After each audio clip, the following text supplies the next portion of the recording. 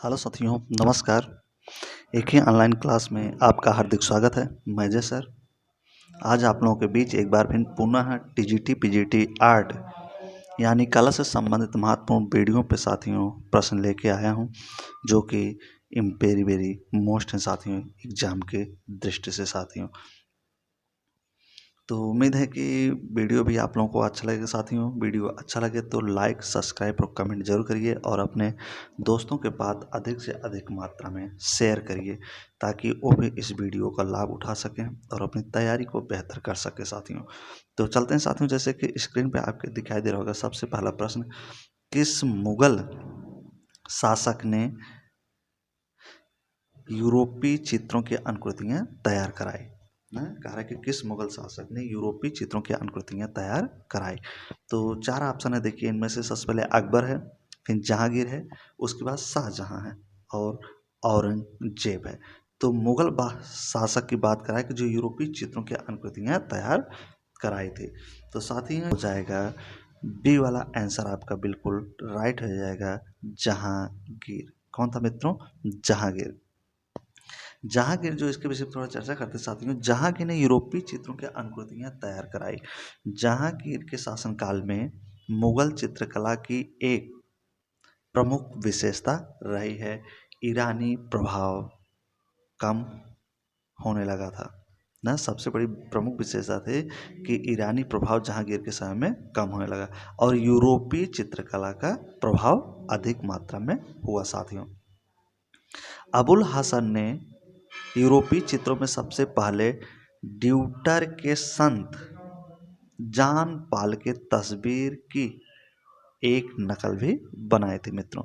तो अगले महत्वपूर्ण प्रश्न चलते हैं, जो हमारा दूसरा महत्वपूर्ण प्रश्न है आपका। देखिए, मुगल सुंदरी के चित्र किसके समय में बने हैं?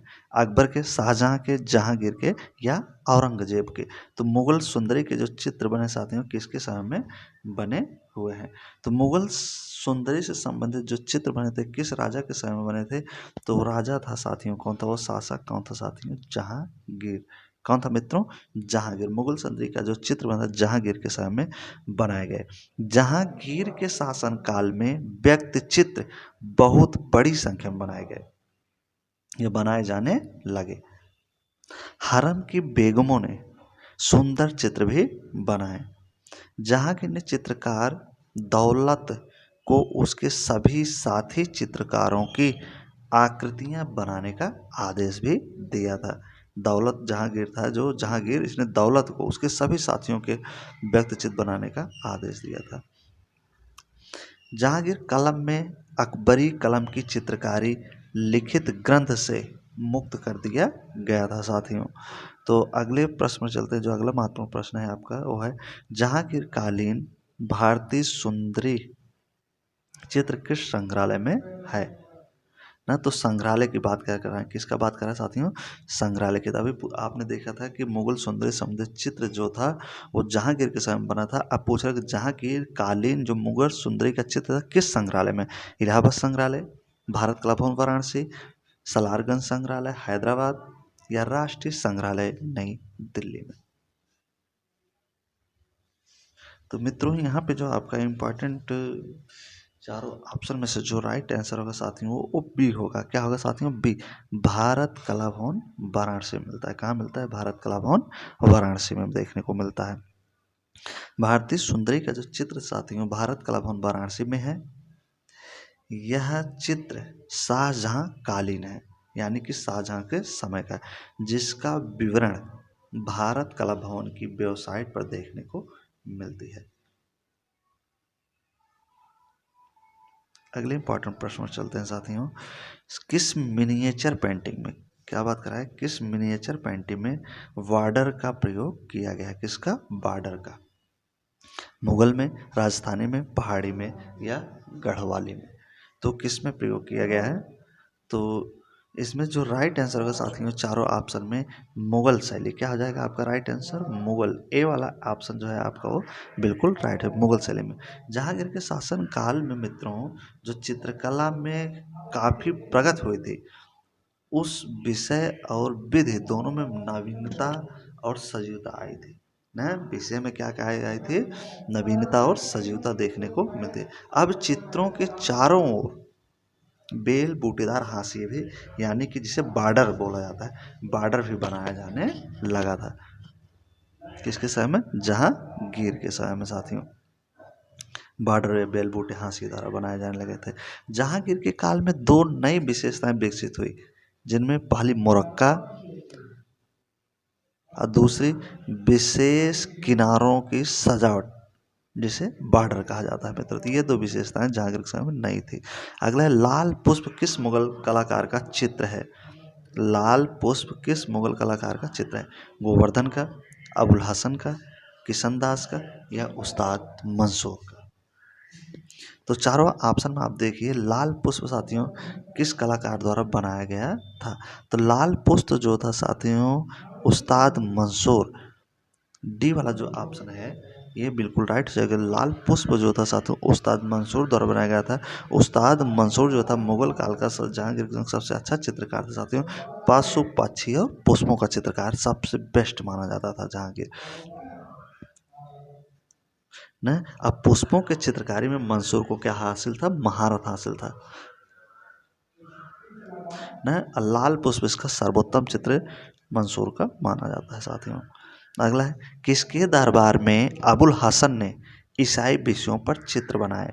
किस पर, ईसाई विषयों पर। किसके दरबार में पूछ रहा है, तो जहांगीर के दरबार में ईसाई विषय चित्र बना, या अकबर के, या औरंगजेब के, या हुमायूं के।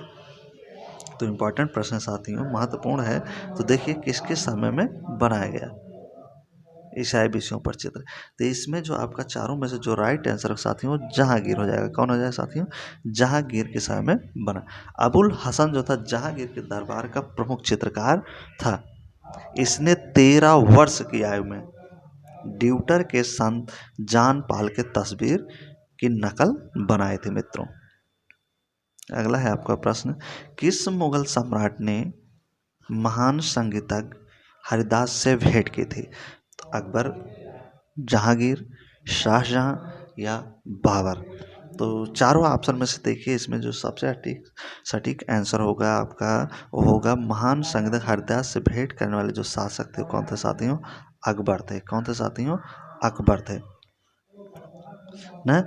अकबर ने तानसेन के आग्रह पर, किसके आग्रह पर साथियों, तानसेन के आग्रह पर उनके शिक्षक यानी गुरु हरिदास से भेंट किए। कौन, अकबर। तानसेन ने कहा तब अकबर जाके हरिदास से भेंट किए थे। तानसेन ने वादों में ऋण बीड़ा का आविष्कार किया था। अबुल फजल ने आईने अकबरी में 36 संगीतकारों के नामों का उल्लेख किया है साथियों। अगला है आपका प्रश्न, अकबर कालीन चित्रकारों में सर्वाधिक संख्या थी। तो यानी कि अकबर कालीन जो चित्रकार थे उनमें सर्वाधिक संख्या किसकी थी, फारसी चित्रकारों की, हिंदू चित्रकारों की, भारतीय मुस्लिमों की, या उपयुक्त में से किसी का भी नहीं। तो अकबर कालीन जो चित्रकारों में सबसे ज़्यादा संख्या थी साथियों किसकी थी, हिंदू चित्रकारों की थी। किसकी थी मित्रों, हिंदू चित्रकारों की। तो बी वाला आंसर आपका क्या आ जाएगा, राइट हो जाएगा न। अबुल फजल के अनुसार अकबर की चित्रशाला में 100 से अधिक चित्रकार थे। 100 से अधिक चित्रकार थे, जिसमें 17 श्रेष्ठ चित्रकारों के नाम दिए गए हैं। इनमें है 17 में श्रेष्ठ चित्रकार थे, जिनमें 13 क्या थे, हिंदू चित्रकार थे साथियों। इसी के समय दसवंत अब्दुल समद ये इसके प्रिय शिष्यों में से थे। दसवंत जो था जात का कहार भी था साथियों। अगला है आपका, अकबर कालीन चित्र की क्या विशेषता थी। अकबर कालीन चित्रों की क्या विशेषता थी, दरबारी चित्र थे, पशु पक्षी के चित्र थे, नायक नायिका चित्र थे, या प्रकृति संबंधित चित्र बनते थे अकबर के समय। तो अकबर के समय में जो मित्र जो चित्र बनते थे इन चारों ऑप्शनों में से जो आपका राइट आंसर होगा, इसमें से देखते रहिए और समझते रहिए, वो आपका होगा दरबारी चित्र। तो अकबर के समय में सबसे ज़्यादा दरबारी चित्र बनते थे। यह नाटकीय कौशल तथा तूलिका के गहरे रंग के लिए विख्यात है। अकबर के काल में भित्ति चित्रकारी की शुरुआत भी हुई थी, यानी कि भित्ति चित्र भी अकबर के समय में बनना शुरू हो गया था। अकबर के समय में मित्रों अधिकांश फारसी तथा भारतीय काव्य कथाओं तथा ऐतिहासिक घटनाओं से भी संबंधित चित्र बनाए जाते थे और दरबार से भी संबंधित। अगला है आपका प्रश्न, मुगल चित्रकार का क्या नाम था? इसमें देखिए जो मुगल चित्रकार था उसका क्या नाम है? बसवान है, मौला राम है, राजा रविवर्मा है या अमृता शेरगिल है? तो इसमें जो साथियों चारों ऑप्शन में जो आपका सबसे अच्छा आंसर माना जाएगा वो बसवान हो जाएगा। क्या हो जाएगा साथियों? बसवान। मुगल चित्रकार इसमें से कौन था? बसवान। बसवान मुगल कालीन विशिष्ट चित्रकार था। बसवान अकबर कालीन चित्रकारों में सर्वश्रेष्ठ था क्योंकि वह चित्रकला की सभी शैलियों का परखी था। बसवान की प्रसिद्ध कृति मजनू की आकृति साथियों, जिसे प्रसिद्धि मिली थी मजनू की आकृति से। और बसवान जो था व्यंग चित्रकार में भी इसको महारत हासिल था। अगला साथियों, बसवान चित्रकार थे, बसवान जो थे चित्रकार थे मुगल काल के, राजपूत काल के, आधुनिक काल के या मध्य काल के? तो बसवान जो था किस काल का दरबारी चित्रकार? बसवान चित्रकार था तो कैसा चित्रकार था साथियों? किस किस्म? मुगल था या राजपूत था या आधुनिक या मध्यकाल का? तो बसवान जो था साथियों ये मुगल काल से संबंधित चित्रकार था साथियों। अगला है आपका प्रश्न, रजनामा ग्रंथ क्या है? रजनामा ग्रंथ क्या है? अकबर की जीवनी है, मुगल राजाओं का इतिहास है, महाभारत कथा है या रामायण कथा है? तो रजनामा जो है साथियों ये जो है महाभारत की क्या था? कथा से संबंधित था रजनामा। किससे संबंधित है? महाभारत की कथा से। ना हिंदू ग्रंथ महाभारत का फारसी अनुवाद है रजनामा, जिसे अब्दुल कादिर बदानी द्वारा किया गया था। महाभारत का फारसी में अनुवाद किया और उसका नाम रजनामा रखा था। और इसको बनाने में साथियों कितने वर्ष लगा था? इसका अनुवाद करने में 1 वर्ष लगा था। और इसका जो निर्माण हुआ था साथियों वो सन था 1582 में। कब था साथियों? 1582 में पूर्ण हो गया था यह। सचित्र प्रति बादशाह के लिए 1588 में तैयार की गई थी। इसकी जो सचित्र प्रति थी वो बादशाह के लिए क्या हुई थी? 1588 में तैयार की गई थी। कब तैयार की थी? 1588 में तैयार की गई थी। अगला है आपका, रजनामा किस हिंदू ग्रंथ का सचित्र अनुवाद है? तो रजनामा भी ऊपर आप पढ़े थे तो ये क्या था साथियों? महाभारत का। किसका हो जाएगा रजनामा? महाभारत का सचित्र अनुवाद है। तो रामायण, गीत गोविंद, भागवत गीता में चारों में जो आपका राइट आंसर होगा साथियों क्या हो जाएगा? महाभारत का। अगला प्रश्न है आपका, अकबर के समय चित्रित पोथी रजनामा अनुवाद है। रजनामा अनुवाद है रामायण का, गीत गोविंद का, पंचतंत्र का या महाभारत का? तो इसमें देखिए इसमें जो आपका मित्रों जो सही आंसर माना जाएगा वो क्या आ जाएगा? महाभारत का। रजनामा जो अनुवाद है महाभारत का अनुवाद है। अगला है आपका, अकबर कालीन चित्रित पोथी अनवर ए सुहेली, क्या कह रहा है साथियों? अनवर ए सुहेली अनुवाद है किसका है? रामायण का है, गीत गोविंद का है, पंचतंत्र का है या महाभारत का है? तो ना अनवर ए सुहेली। तो किसका अनुवाद साथियों? तो अनवर ए सुहेली जो अनुवाद है ये पंचतंत्र का है। किसका अनुवाद है? पंचतंत्र का। अगला है, हुमायूं का दरबारी चित्रकार कहाँ का रहने वाला था? दरबारी चित्रकार कहाँ का रहने वाला था? ईरान का, काबुल का, अफगानिस्तान का या ताशकंद का? ना तो जो कहाँ का रहने वाला था साथियों? तो हुमायूं का जो दरबारी चित्रकार था साथियों ईरान का था। कहाँ का रहने वाला था? ईरान का। तो ए वाला आंसर आपका क्या आ जाएगा? बिल्कुल सही हो जाएगा ना। 1544 ईस्वी के लगभग जब हुमायूं काबुल लौट रहा था तो तबरेज में उसकी मुलाकात 2 महान ईरानी चित्रकारों से हुई थी, जिसमें ख्वाजा अब्दुल समद सिराजी था पहला और दूसरा था मीर सैयद अली। ना अब्दुल समद सिराजी होता था पशु चित्रण करने में पारंगत था साथियों। और मीर सैयद अली जो था यह ग्राम चित्रण बनाता था, या ग्रामीण संबंधित चित्र बनाता था। ख्वाजा अब्दुल समद को सीरी कलम कहा जाता था।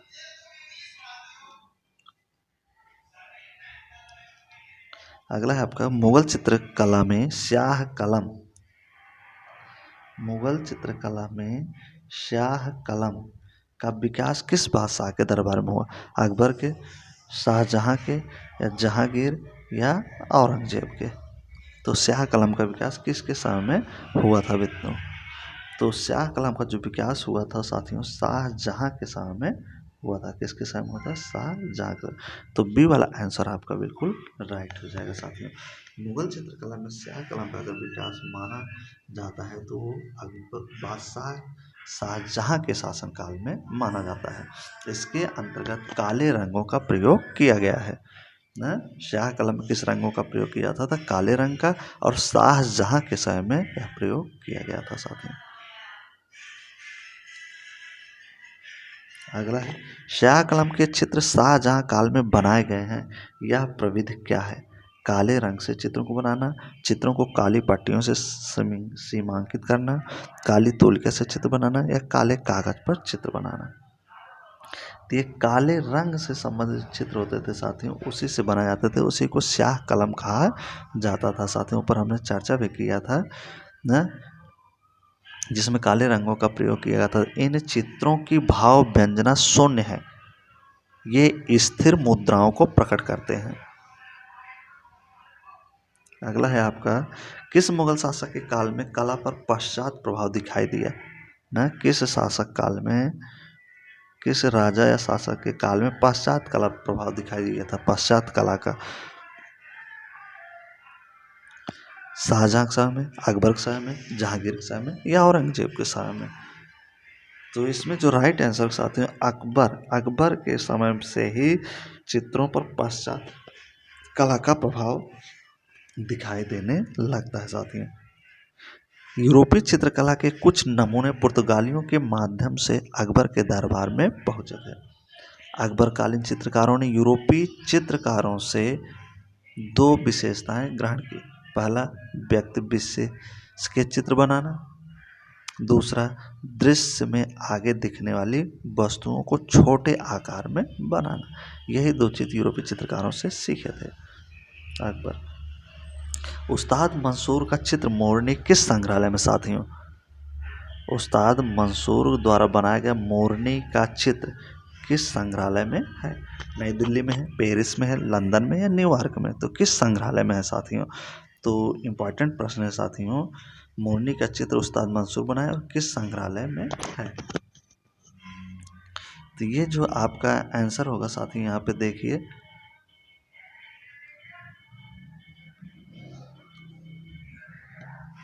ना, यहाँ पे जो आपका आंसर होगा, ये चारों आंसर में से क्या है? गलत आंसर है। तो यहाँ जो आपका चित्र होगा साथियों, उस्ताद मोरनी जो मंसूर जो मोरनी का चित्र बना था, हार्वर्ड विश्वविद्यालय कला संग्रहालय कैम्ब्रिज में स्थित है। कहाँ है साथियों?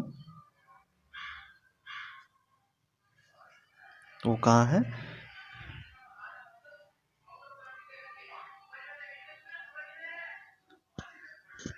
ना, हार्वर्ड विश्वविद्यालय कला संग्रहालय कैम्ब्रिज में था। लेकिन वर्तमान समय में अगर देखा जाए साथियों, तो मोरनी का जो चित्र था, जो मंसूर नामक चित्रकार का बनाया हुआ है, यह सजीव एवं सुंदर है। आज यह पेरिस में है। आज यह कहाँ साथियों? पेरिस में है। तो यहाँ पे आप पेरिस वाला आंसर भी आप सही मान सकते हैं। पेरिस वाला आंसर भी मान सकते हैं। और इसके पहले जो था ये कैम्ब्रिज संग्रहालय में भी था, हार्वर्ड विश्वविद्यालय कैम्ब्रिज में। तो ये रहा साथियों आज का लास्ट क्वेश्चन।